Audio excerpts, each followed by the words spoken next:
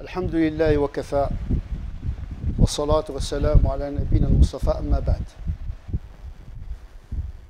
Nous sommes désormais dans un monde saturé de publicité, de slogans.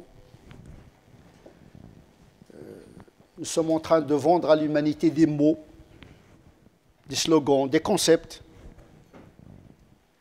Au fond, des concepts qui sont creux,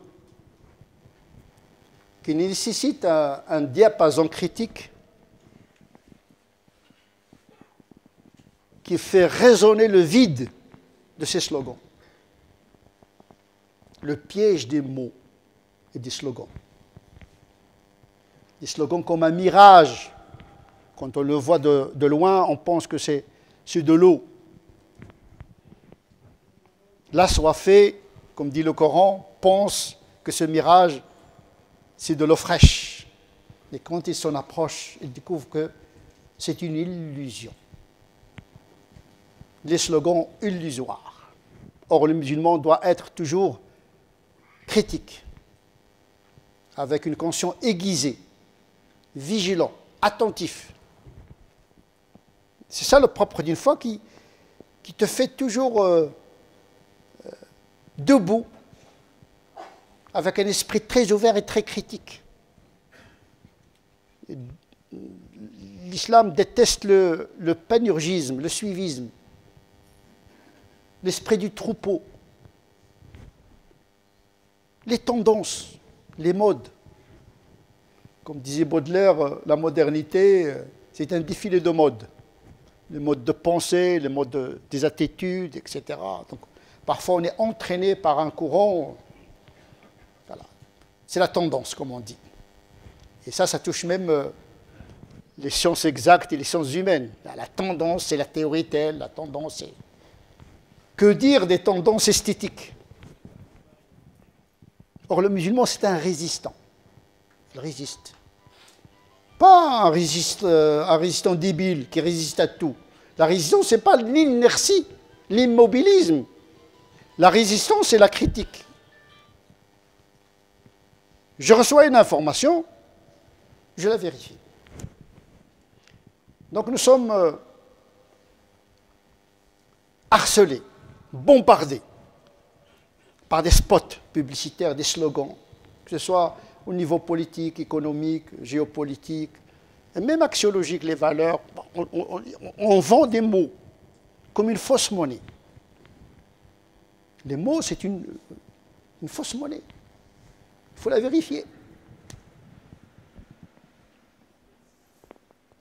Et malheureusement, la religion en général et l'islam en particulier n'échappent pas à ce risque et à cette menace de l'illusion des slogans religieux.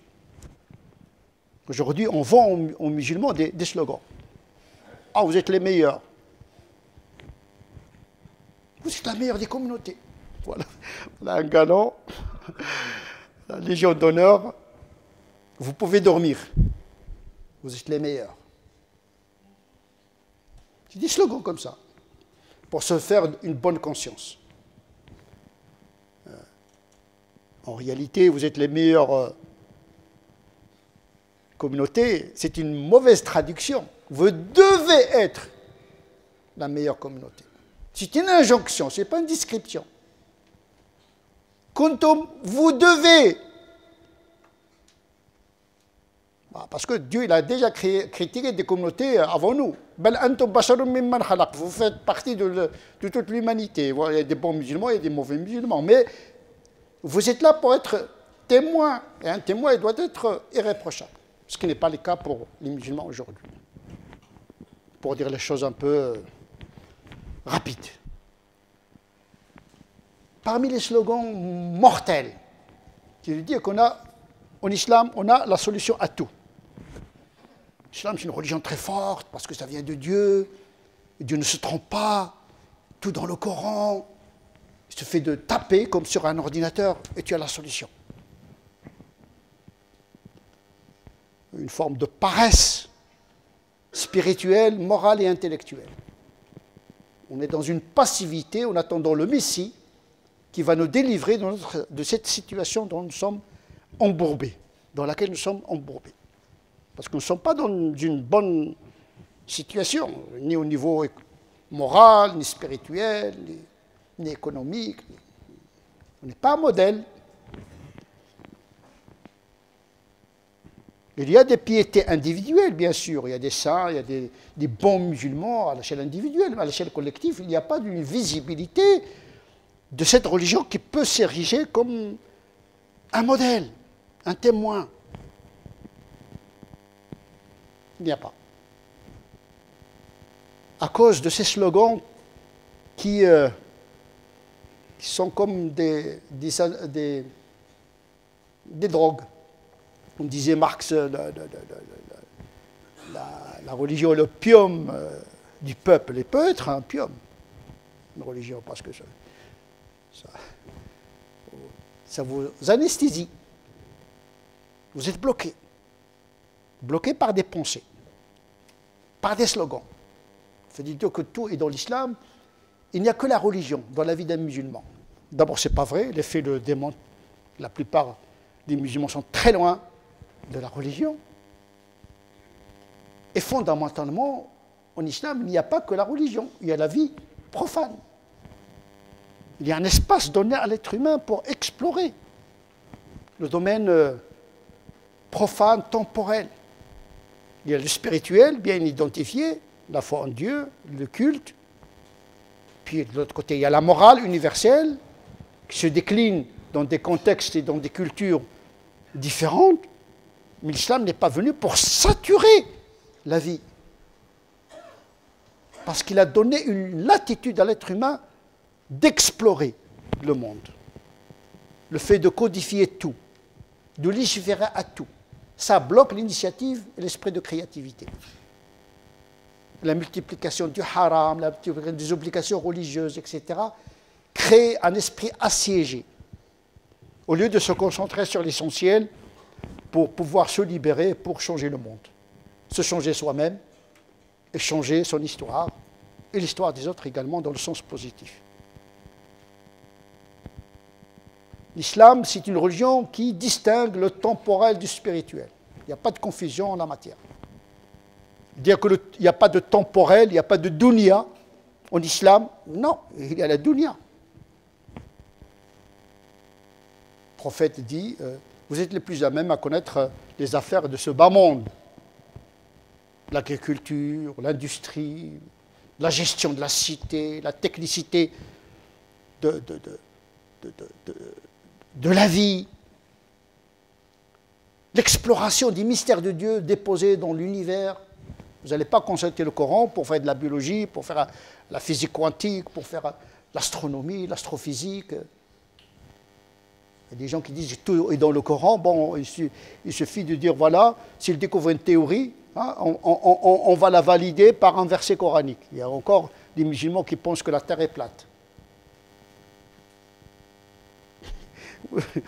Ils cherchent des arguments. C'est comme si la science doit être vérifiée par le Coran, alors que le Coran lui-même, il dit explorez. Vous voulez chercher la vérité, comment Dieu a créé le monde? Eh bien, empruntez l'épistémologie scientifique pour découvrir les lois de Dieu déposées dans les interstices de la nature. Et les primo-musulmans ont bien compris cela. D'abord, ils ont inventé des sciences religieuses. Ils savaient que tout n'est pas dans le Coran, tout n'est pas dans la Sunna. Ils ont inventé tafsir. Ne dites pas que le Coran parle de lui-même. On a besoin d'herméneutique, de tafsir, de maîtriser la langue, la théologie, les circonstances de la révélation, le statut des lettres, le huruf, etc., le lexique, gharibul Qur'an, gharibul Sunna. Ils ont compris que le Coran les incite à créer des disciplines religieuses, pour pouvoir comprendre ce que Dieu a dit et ce que le prophète a dit. Dire que la science, c'est Dieu a dit et le prophète a dit, c'est vrai et c'est faux. Parce que ce que Dieu dit, c'est une information. Khabar, naba. L'ilm, c'est autre chose. Tu peux avoir l'information, mais tu restes ignorant. Comme l'âne qui transporte les livres, comme a dit le Coran concernant une certaine communauté qui nous a précédés. Ils connaissent les Écritures par cœur, ils connaissent ce que Dieu dit dans la Torah, dans l'Évangile. Mais le problème, ce n'est pas ce que Dieu a dit dans la révélation. Le problème, c'est est-ce que tu as bien compris l'intention de Dieu? C'est ça l'ilm. C'est pour cette raison que parmi les fonctions du prophète, c'est d'enseigner le livre. Yatlu alayhim, il leur transmet l'information. Il les éduque, il a une fonction éducative, il prépare les esprits, les cœurs pour bien recevoir l'information. Et puis, il leur explique le Coran. Lui-même, il a besoin que Dieu lui explique la révélation à travers la prière. Wa qur rabbi zidni ilma. Dieu lui demande de lui demander, de lui inspirer le savoir parallèlement à la révélation qu'il reçoit. On a besoin de la révélation, mais on a besoin du savoir, c'est-à-dire la part humaine dans l'appropriation de l'information divine révélée. Donc, c'est dans le Coran. D'abord, il fait vérifier vraiment est-ce que c'est dans le Coran, surtout pour les francophones qui déjà traduire le Coran, ce n'est pas le Coran, donc on travaille déjà sur une deuxième main. Et même en lisant le Coran en arabe, on a besoin de tafsir et de ta'wil. Et dans le tafsir, il y a deux formes. Il y a ce qu'on appelle le tafsir, l'exégèse, ou bien l'herméneutique fondamentale, comprendre le texte dans l'historique du texte, et l'herméneutique appliquée, comment comprendre le texte ici, maintenant, dans ma réalité. Et se tromper de réalité, c'est se tromper d'articulation du texte à la réalité. La connaissance de la réalité est la moitié du savoir religieux. Parce qu'il faut imbriquer l'information avec la réalité. Et tout ce qui est dans le Coran n'est pas praticable. Il y a des versets qui n'ont même pas été pratiqués. À l'époque du prophète, le plus grand verset du Coran, le prophète ne l'a pas pratiqué. Sur le témoignage, l'écriture des dettes, etc., Ayatul Dayn, il ne l'a jamais pratiqué. C'est le plus long verset. Ça veut dire que tout ce qui est dans le Coran, il faut le comprendre, et il ne suffit pas de le comprendre pour le mettre en pratique, parce qu'il y a des choses qui sont liées au moment coranique, à des situations particulières, et toute injonction dans le Coran ne signifie pas forcément un impératif, et tout impératif ne signifie pas que c'est un impératif absolu. Donc il faut l'ilm. Ne dis pas qu'Allah, c'est le savoir. Le savoir, c'est ce qu'il y a dans ta tête et dans ton cœur. Qala Rasulullah, enchanté, bien, personne d'entre les musulmans va dire moi je refuse ce que le prophète a dit. D'abord, mais il faut que je vérifie, est-ce que vraiment le prophète a dit cela? Donc je suis obligé de recourir à l'ilm al-jarh al-ta'dil, c'est-à-dire la critique traditionniste. Est-ce que tous les savants sont d'accord sur l'authentification de ce hadith? Première démarche. Deuxième démarche, est-ce que ce hadith a été rapporté fidèlement ou bien par interpolation, c'est-à-dire généralement le compagnon, il rapporte ce qu'il a compris et pas forcément ce qu'il a entendu. Donc vous êtes obligé de faire le regroupement scripturaire. Il y a tout un travail de puzzle scripture à constituer. Parce que tu peux te trouver un hadith et son contraire. Comment tu vas les réconcilier? Un hadith qui dit le prophète a naha. Déjà, traduire naha en français, c'est très difficile. Parce que quand on traduit naha, le prophète a interdit, c'est une fausse traduction. Parce que nahi, il ne signifie pas forcément l'interdiction. Supposons que naha, véritablement, c'est l'interdiction. Le prophète a interdit de boire debout. On va vraiment prendre un exemple un petit peu vraiment très, très prosaïque. Et puis, il y a des hadiths aussi authentiques qui disent que le prophète, il a bu debout. Est-ce qu'on doit suivre la sunna al-fi'liya ou bien la sunna al-qawliya quand il y a la parole qui contredit l'acte du prophète? Comment faire? Où est-ce qu'il est l'ilm? Où est-ce qu'il est qala Rasulullah ici?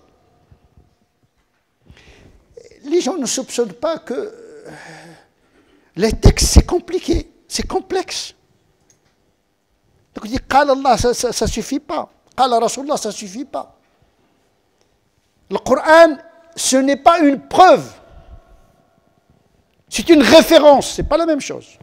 Le Coran marji'iyya, laysa dalil. La preuve, c'est l'argumentation développée par le savant qui convoque un texte en relation avec la question en question. Ad-dalil ou l'istidlal. Donc, quand quelqu'un dit, quel est ton dalil?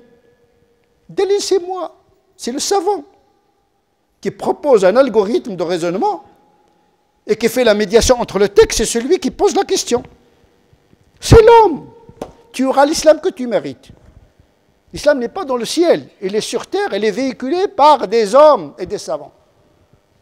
Toute notre histoire, c'est une histoire de doctrine. L'aqida, on ne dit pas l'aqida al-islamiyya, ça n'a jamais existé l'aqida al-islamiyya. Il y a l'aqida al-ash'ariyya, qui est élaborée par l'ash'ari. Il y a l'aqida al-hanbaliyya, élaborée par Ahmed ibn Hanbal. Il y a l'aqida al-maturidiyya, élaborée.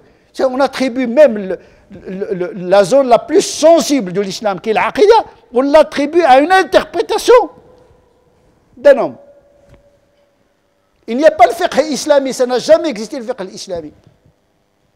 Fiqh hanbali, on attribue toujours le droit canonique, le Coran canonique. À son fondateur, ce sont des hommes qui ont produit ce savoir religieux. Donc dire que tout est dans le Coran, tout est dans la Sunna, c'est vrai, c'est faux. Le Coran et la Sunna, c'est un ensemble d'informations révélées, mais dont le traitement incombe aux musulmans eux-mêmes. Donc l'ilm, il est déposé dans le cœur et l'esprit des musulmans. Et cela dépend de leur qualité intellectuelle, de leur qualité morale, etc. etc.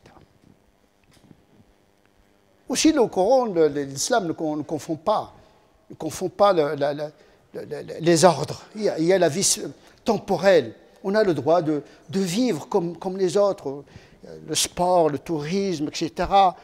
Sans vulgarité, sans obscénité. On n'est pas obligé d'être dans la vulgarité, dans la désobéissance de Dieu pour jouir de la vie.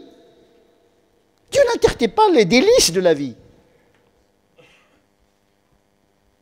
Un jour, un des grands compagnons, un des scribes du prophète qui écrivait la révélation, et pas n'importe lequel, Handala, il était très gêné parce qu'il a senti en lui-même une contradiction.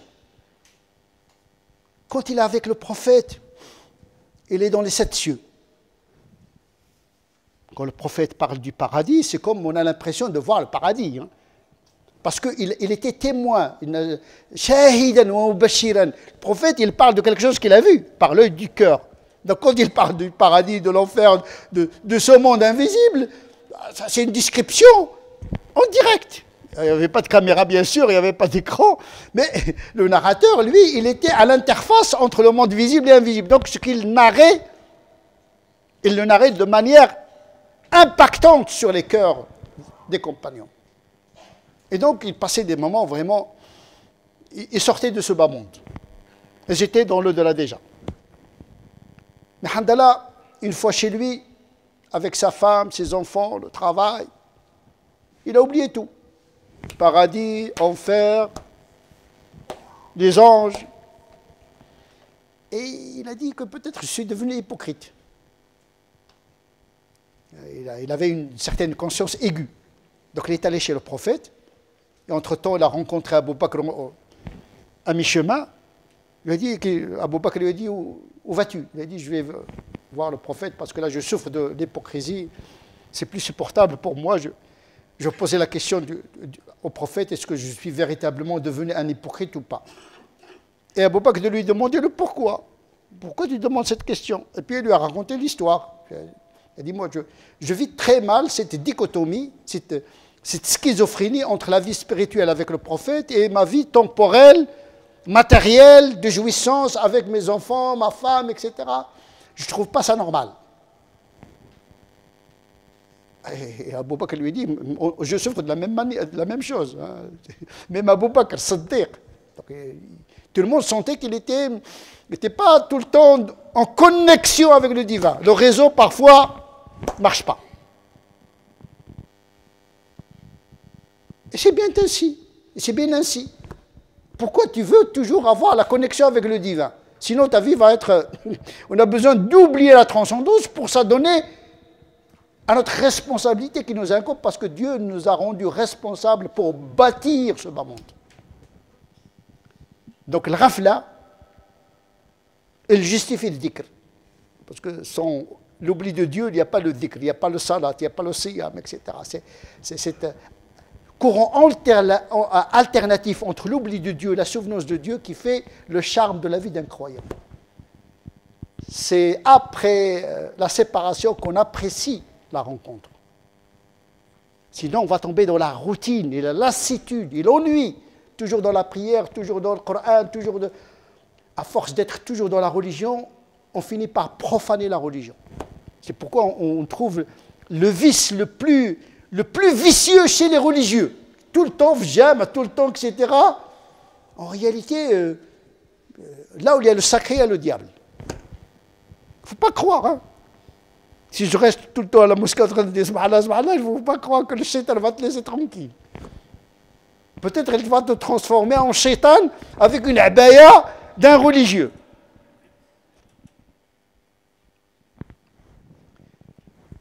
Quand ils sont allés chez le prophète, Handala et Abu Bakr, Handala lui a exposé le problème. Il a dit, voilà, je suis devenu hypocrite. Il dit, non, le prophète l'a rassuré, il dit, non. Bien sûr, si vous passez tout le temps avec moi, certainement, il y a les anges qui vont vous saluer dans les rues, sur vos lits. Mais vous n'êtes pas créé pour ça. Une fois avec Dieu, une fois avec vos épouses, une fois avec vos enfants, une fois dans le travail, une fois. C'est comme ça que Dieu veut le musulman. Quand tu es dans la prière, ben sois dans la prière. Quand tu es dans le travail, sois dans le travail. Quand tu te promènes, tu fais le sport, tu fais le sport. Tu peux toujours penser à Dieu, bien sûr. On peut toujours penser à Dieu dans n'importe quel état. Mais ça ne fait pas partie de la religiosité fondamentalement parlée. On a besoin du temporel pour donner sens au spirituel. C'est ça qui fait que l'islam est une religion qui distingue le politique du religieux, du spirituel du temporel, du sacré du profane. Le musulman doit distinguer ces deux parts. Sinon, dire que l'islam s'intéresse à tout, qui codifie à tout, on finit par inhiber et anesthésier la vie du musulman, d'un musulman assiégé par la religion, déjà dans un monde saturé de normes et de tentations. Permettre aux musulmans d'aller vers l'essentiel de sa religion, lui donner l'attitude pour explorer ce monde. Hein. Donc il faut être équilibré entre la dose religieuse et la dose nécessaire de la vie matérielle du musulman, sachant que la vie matérielle du musulman, c'est elle qui dope sa spiritualité, parce que rien ne marche dans la pauvreté, et dans la misère, et dans la souffrance. Le prophète, il demandait la protection de l'ham, du hazan, parce que quand il y a beaucoup de problèmes, tu n'arrives pas à résoudre tes problèmes matériels, comment tu vas t'adonner à Dieu? Ce n'est pas possible. Donc il faut prendre soin de la vie temporelle. C'est un levier nécessaire pour la transcendance. نسأل الله عز وجل أن يجعلنا من الذين يستمعون القول فيتبعون أحسنه أولئك الذين هداهم الله أولئك هم أولو الألباب اللهم اهدنا فيمن هديت وعافنا فيمن عافيت وتولنا فيمن توليت وبارك لنا فيما أعطيت وقنا واصرف عنا شر ما قضيت اللهم ربنا آتنا في الدنيا حسنة وفي الآخرة حسنة وقنا عذاب النار اللهم ربنا آتنا في الدنيا حسنة وفي الآخرة حسنة وقنا عذاب النار اللهم ربنا آتنا في الدنيا حسنة وفي الآخرة حسنة وقنا عذاب النار سبحان ربك رب العزة عما يصفون وسلام على المرسلين والحمد لله رب العالمين.